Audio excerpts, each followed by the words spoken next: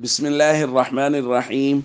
عن النعمان بن بشير رضي الله تعالى عنه قال قال رسول الله صلى الله تعالى عليه وسلم: الحلال بين والحرام بين وبينهما مشبهات لا يعلمها كثير من الناس فمن اتقى المشبهات استبرأ لدينه وعرضه.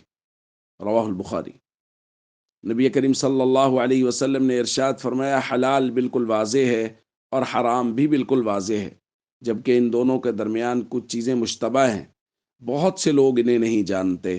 پس جو شخص شبہات سے بچ گیا اس نے اپنے دین اور اپنی عزت کو بچا لیا۔ دوستو، دین اسلام قواعد اور ضوابط کا نام ہے، ان میں ہر چیز کے قواعد بیان کر دیے گئے ہیں۔ تو ان قواعد کی روح سے کچھ چیزیں ایسی ہیں جن کا حلال ہونا بالکل واضح ہے، اور کچھ چیزیں ایسی ہیں جن کا حرام ہونا بالکل واضح ہے۔ تو اس کے درمیان میں حضور نے فرمایا کچھ چیزیں ایسی ہیں جو مشتبہ ہیں، یعنی ان میں شبہ ہے کہ یہ حلال ہے یا حرام ہے یا مکروہ ہے۔ جیسا کہ تجارت بالکل حلال ہے، اس کا حلال ہونا واضح ہے۔ سود یہ بالکل حرام ہے، اس کا حرام ہونا واضح ہے۔ اب اس کے درمیان میں کچھ کیفیات ہیں جو جن میں شبہ پڑ گیا ہے، وہ مشتبہات ہو گئے۔ اب اس میں نبی کریم صلی اللہ علیہ وسلم ارشاد فرما رہے ہیں، جس نے اپنے آپ کو شبہوں سے بچا لیا اس نے اپنی عزت اور دین کو بچا لیا۔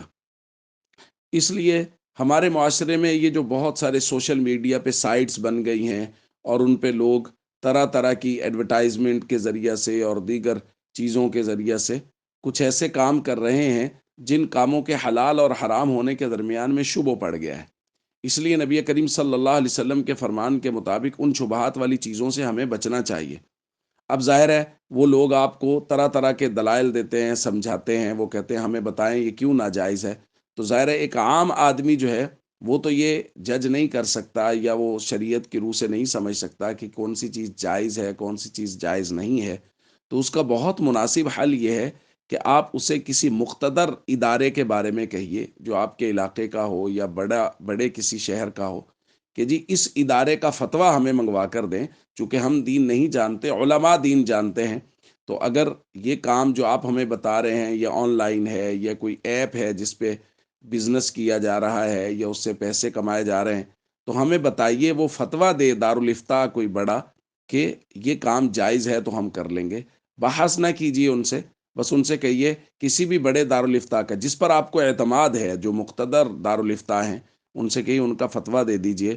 جب تک کسی بات کا علماء کی زیر نگرانی چلنے والا دارالافتاء فتویٰ نہ دے، اس کام کو مت کیجیے۔ السلام علیکم ورحمۃ اللہ وبرکاتہ۔